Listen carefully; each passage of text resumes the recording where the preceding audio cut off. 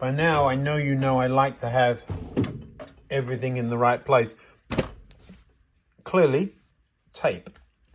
All kinds of tape. There's copper tape. There's even some PFE tape. And there's plumber's tape. That's this stuff. Let me show you. Now, I have no idea why it's called plumber's tape or how it got that name, because I've never seen a plumber use it. But we call it plumber's tape in the electrical industry. And that's what I'm going to use today. Well, I'm going to use this stuff to hold bits and bobs to other bits and bobs. Come on, let me show you. Can you tell I've got into a bad habit of doing things where I shouldn't be doing them? That's another project, a different company, same problem. I can't find my cutters. I've got several pairs. This is not what I want to be using, but yeah, what to do. All right, plumber's tape. It does seem a little overkill. I don't have a 3D printer, and I would end up having to make up brackets and so on for the use of those holes. There must be such a thing. There's also a cable sticking out of this side, but let's show you what, I mean, you know what I'm going to do. He's going to get a piece of this stuff. It's a bit big. I have a, yeah, that's way big. But if we cut off a piece that's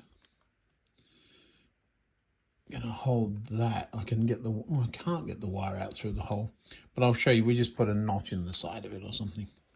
So something about that long. That'll do it. And we cut it off at the next big hole.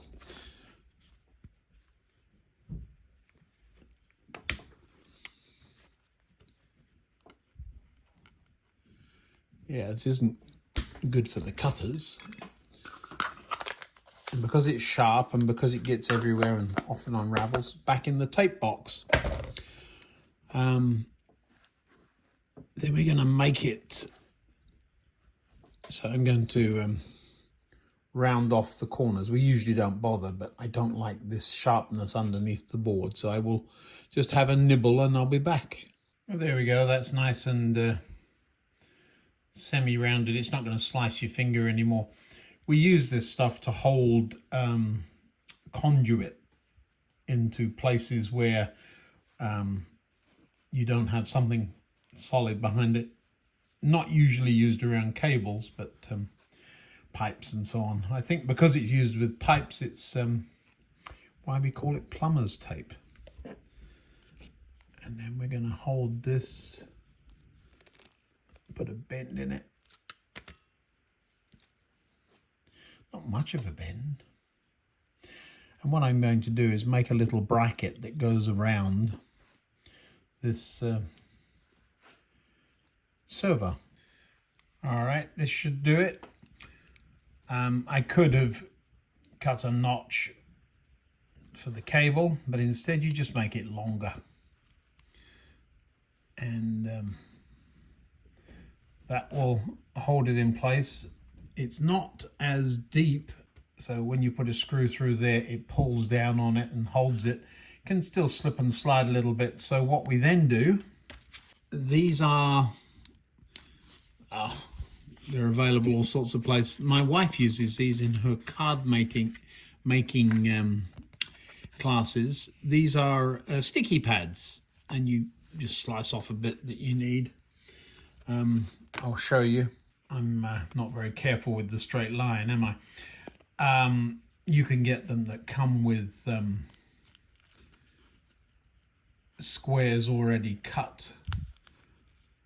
And what you do is you simply pop this on the bottom of there and it'll stick to it like that. Makes a sticky pressure point. Put another one beside it, shall we? And this will stick. I'm peeling off now. Well, actually, I'll show you first. So that will stick to that. It adds a little bit of depth. Do you see that? But as you reef down, it gives it a little bit of friction sideways. So you could just mount them with those, I think, in this instance. But so that's what I'm going to use, just a simple bracket to hold. This is for under the barrier at the airport.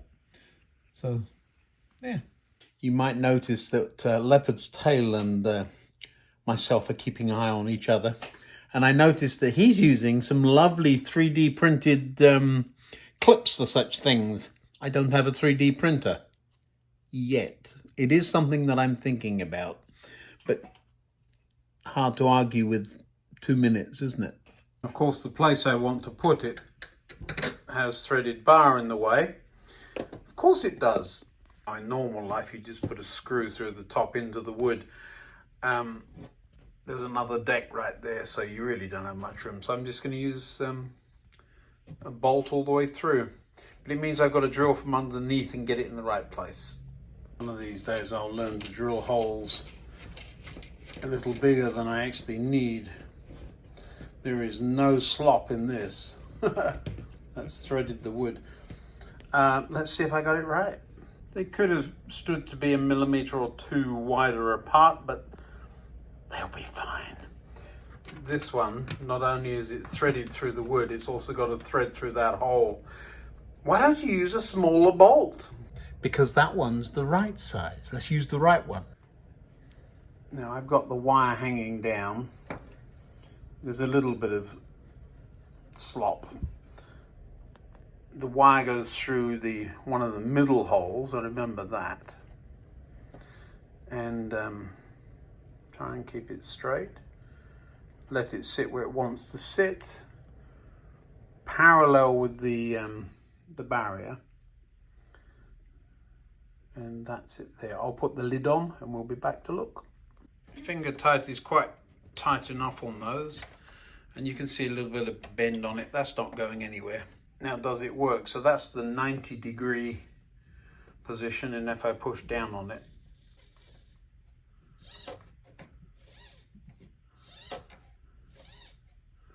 so it's moving that way a little bit, but we can overcome that. We can put a bend in the wire, all sorts of things we can do, but fundamentally that's secure. One job done. Now, we had a little incident here the other day. Do you see those two temporary connections? And you see that bar? Yeah, just saying. We've got a bit more fence. This one's really wrong. I've got to fix that, but I've got some glue all over me.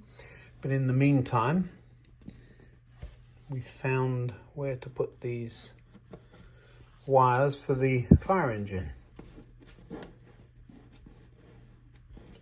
Down they go.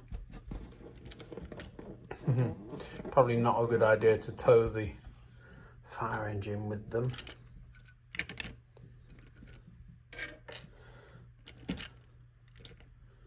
But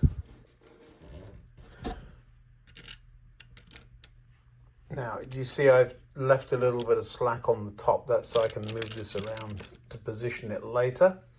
That's the light that flashes. I'm going to put the radar in place. I know I'm going to have to reach over it. I said I wasn't going to do that, but I do need to get the wiring done, and I can't do anything else right now. 2 holes for the 2 cables. You might remember me talking about covering that bolt up, or that nut up, with a little hut. It's outside the fence. You see I had to cut a little piece out. The playground that comes up there is a hedge that comes along there, which is why there isn't fence there. And if it looks silly, I'll just add a piece of security fence, but we're not going to be that picky. I think that's fine. We can put a couple of vehicles back there later. There is a path around the radar tower. I do want it cat-a-corner with the airport building. It's just not good when everything lines up in straight lines. I don't like that, for example. That's better for me. But then it's driving at the curb, so we may have to work on that.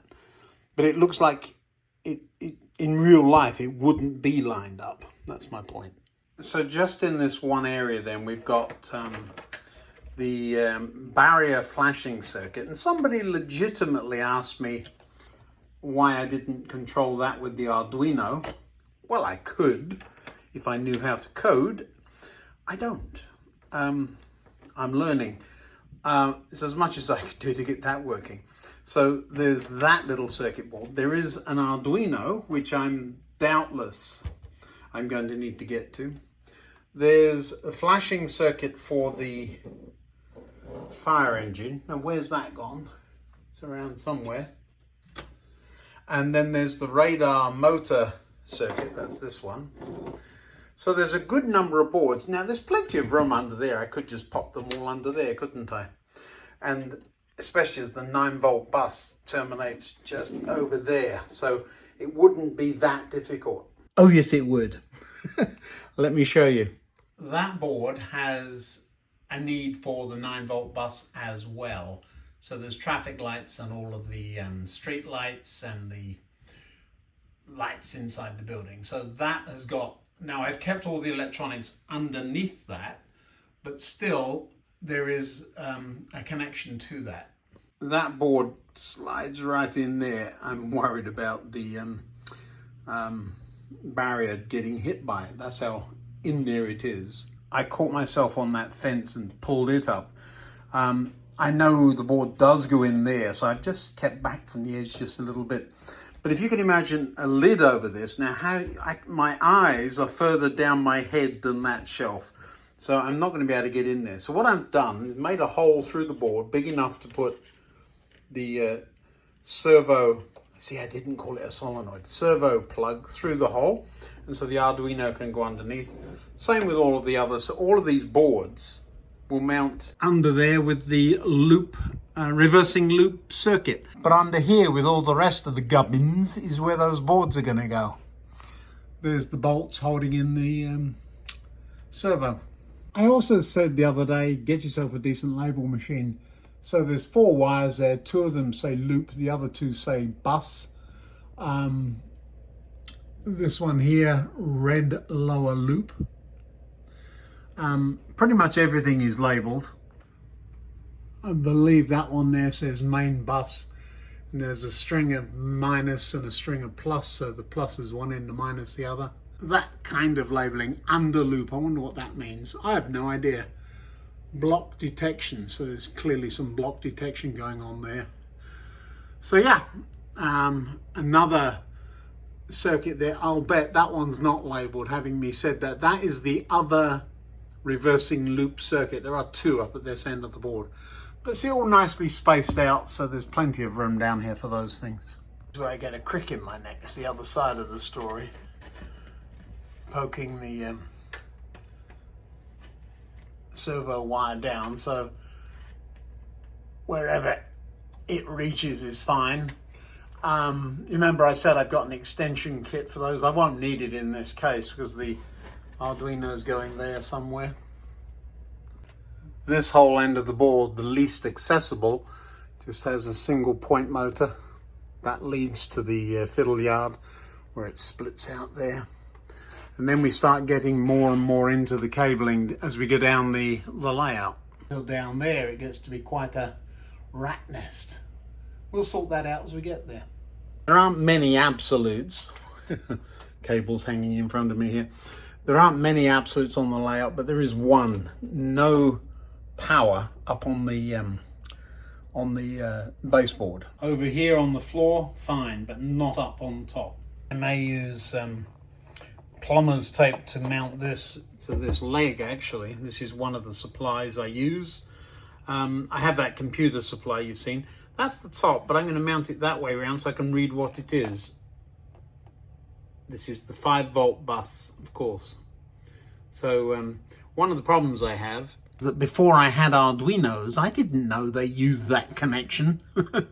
I think I've shown you this before, but I chose to use that same connection for 12 volts, which is a pain because now I'm going to have to standardize with the industry standard. So 5 volts it is.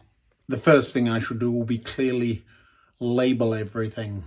And And that's exactly what I mean. It would be very easy to say, well, you know, we could just mount that up there and have done with. But now I would have mains power up under the board, and that is just not a good idea. It's not a good idea on so many levels.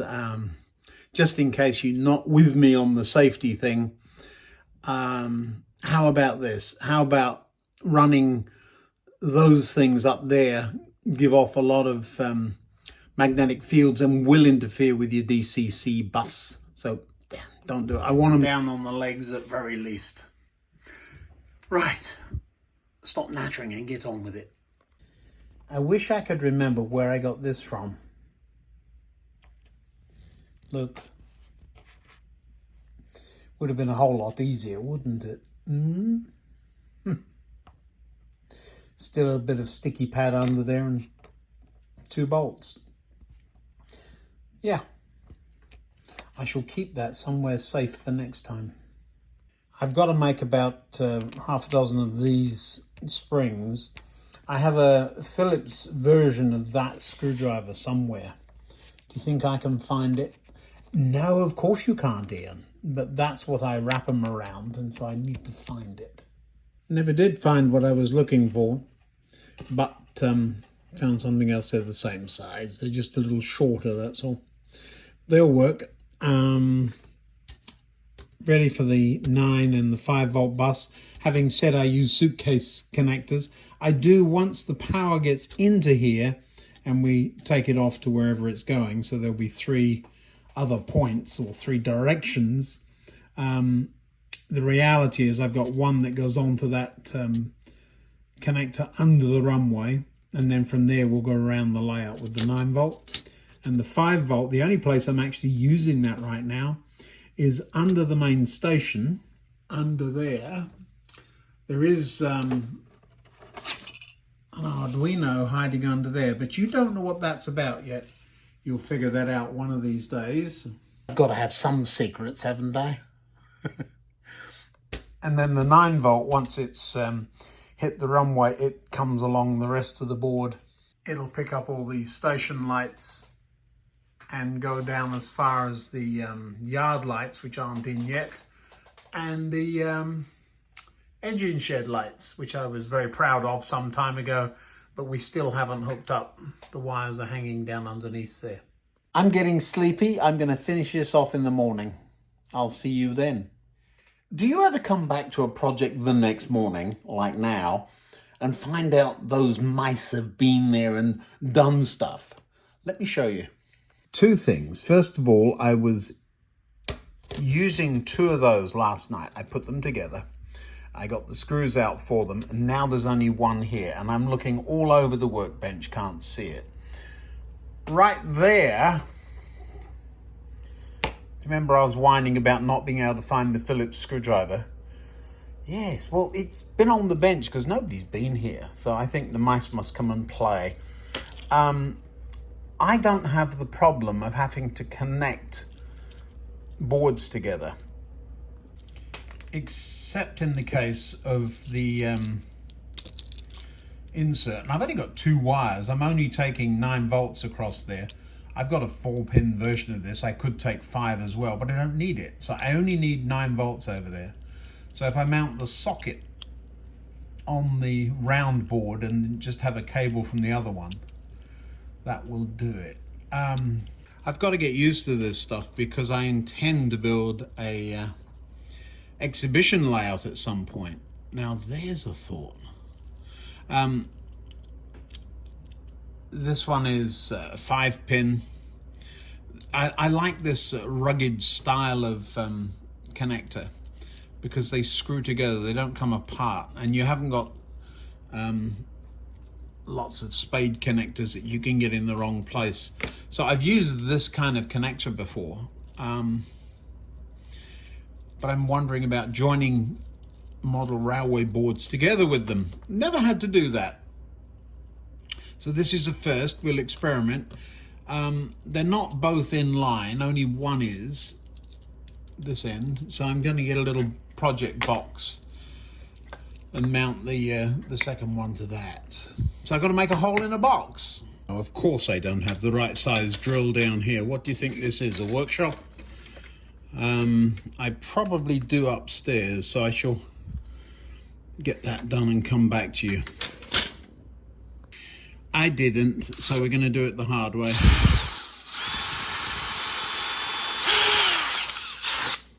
Now I'm telling you, I've gone back and looked at the video and tried to see this screwdriver where I found it this morning. I could not, but yeah. Now sometimes it is me. This was underneath the soldering iron stand. So sometimes it's me, but sometimes I'm convinced it's things happen. I do tend to stay fairly tidy. That isn't the retention wall. I'm going to talk to you about that whilst I make this cable up. The retention wall went okay.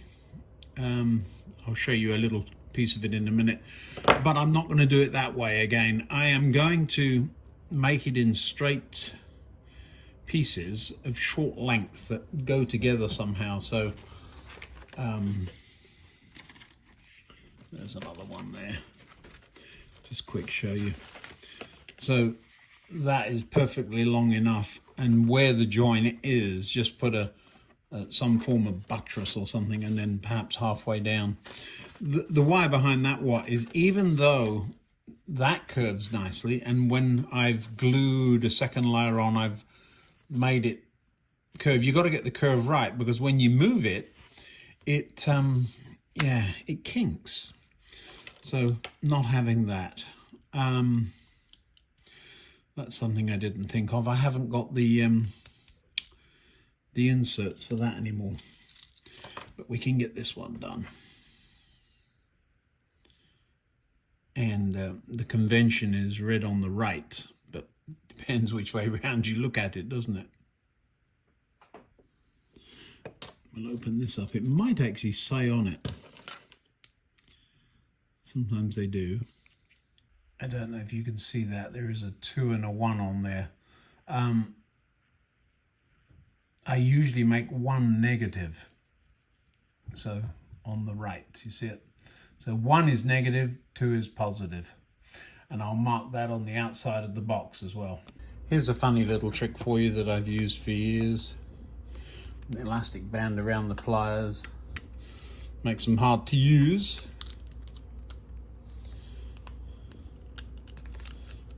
But it makes them hold whatever it is you're trying to solder. So yeah, nice little trick there. Now then, checking the orientation of the numbers on this. This is 1 nearest me. These pins are notoriously difficult to solder to because they're quite solid and they take a bit of heating up. I have a problem. I need another soldering iron. I've had this one for ever, but it has a fault. It's an intermittent fault. I have a feeling I know what it is, and I will need a soldering iron to repair it. Now, you might well ask, why bother standardizing when this is a unique connection? Well, is it? What I will do, or what I intend to do, is when the board comes out of the hole, I'll have another plug somewhere with the power supply so I can power it up. So yeah. Now we need the ring. Where's it? There it is. This ring acts as a washer. Why did I put the cables on before I put the socket in? Well, just because these boxes are plastic and they have a nasty habit of arguing with soldering irons.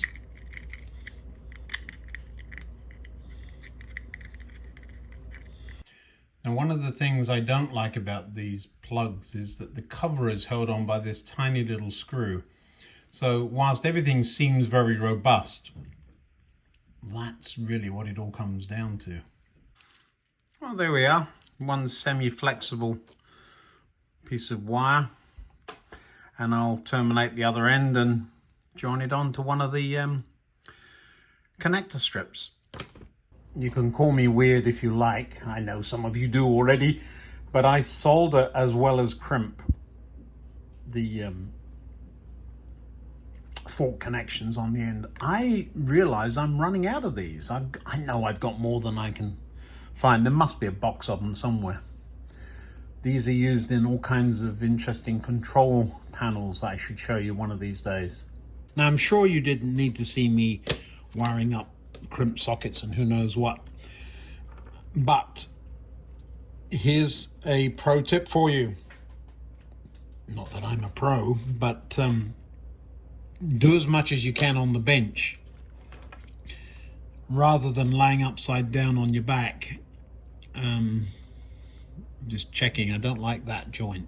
Just gonna disconnect that one and have another go at that.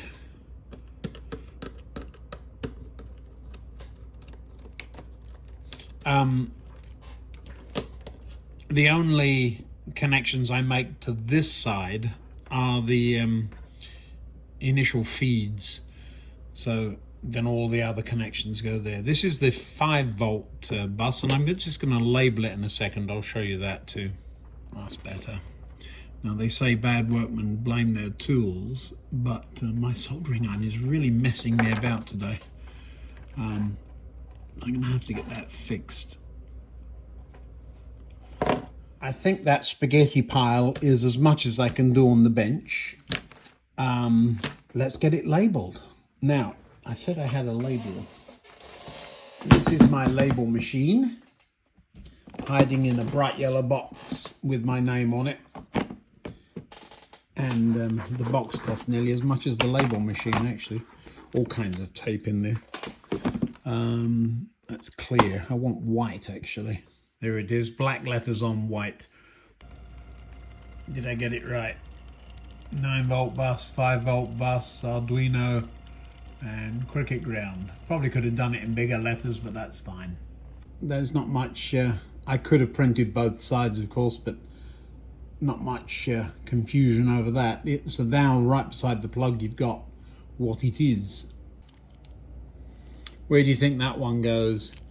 See, so the labels are on, so when it's disconnected there's no confusion, even though there's no other connection quite like it anywhere near it. Well, I'm now going to climb under the board and put those connections in. You don't need to watch me doing that. It's not very pretty.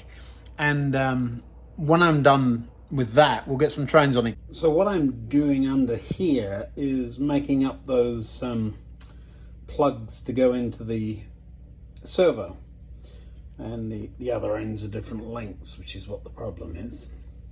Interesting. You really do have to be careful. I'm a little disappointed with the Arduino mounting situation.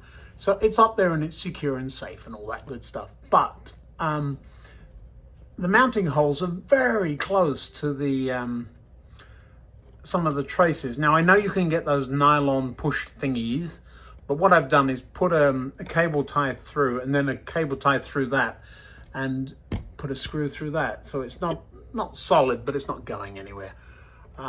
Again, what does that say? Goes to the 5-volt bus. We can see it's in the Arduino. So there. Yeah, we're getting there. Well, it is quite a lot, isn't it? The board is back in. Let me point out what some of these things are. All of this, I'm quite sure somebody's going to tell me, could have been controlled by an Arduino. Quite possibly. This is the circuit for the fire engine flashing light. This is the circuit for the barrier flashing lights. The 9-volt bus, so each of these gets 9 volts, and it carries on to the next board. Also goes over here. This is the one cable, a little bit short. I'll end up remaking that. that controls the traffic light circuit. That's the traffic light bus, and a rather large 9-volt bus, that's for all of the street lights. The flashing lights you're seeing up there are controlled by the runway lights, which are on the next bus over. The next circuit is the reversing loop circuit. That was the only thing that was there before. The 5-volt bus, never thought I'd have one of those. The Arduino, and finally the speed control for the radar. The only thing I'm missing is all the way over here. There's a pair of bare wires, and those will go to a switch, which I haven't got yet, but I'll mount there. So when you press it, the barrier will go up. Now, I haven't actually seen this happening from the top, so let's go have a look. Well, there you go. Somebody asked, could I put a car beside the barrier? Well, there it is. We'll make the barrier go up in a minute. The radar's busily turning. Street lights are on. Traffic lights are working. Let's make that barrier go up for the first time.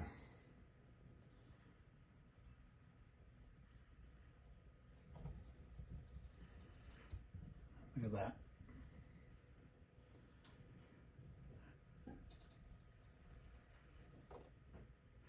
Love it. Yeah, I'd forgotten about the playground. Look at me. Well, there we are.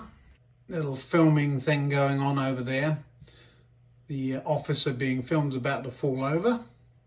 That's Doug working on the hinges there.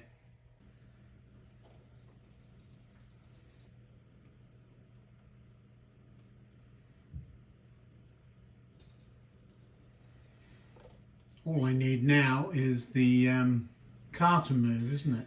Mm-hmm.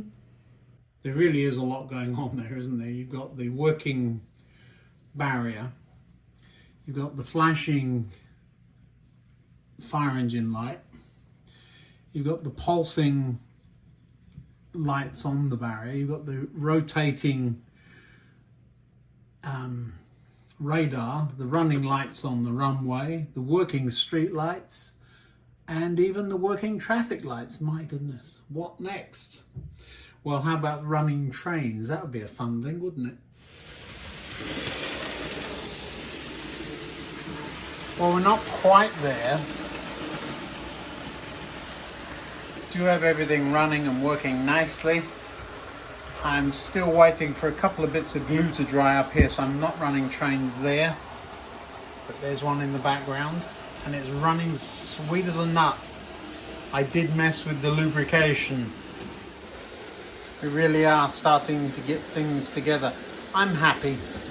I can go to bed now with the knowledge that trains are running, so I haven't got anything shorting track out.